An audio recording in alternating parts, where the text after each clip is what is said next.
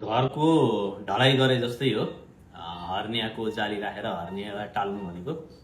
जसरी घरको ढलानमा छडको रडहरूले प्रयोग गरेर जाली बनाइन्छ, त्यसरी नै यो हर्नियाको जाली चाहिँ पोलिप्रोपाइलिन भन्ने एउटा धागोले चाहिँ त्यो जालीको निर्माण गरिन्छ।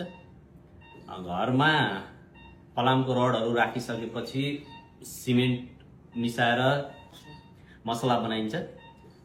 शरीरमा चाहिँ जाली राखिसकेपछि मसला बनाउने काम चाहिँ शरीर आफैले नै गर्छ। शरीरको तत्त्वहरूले नै त्यो मसलाको प्रयोग गर्छ।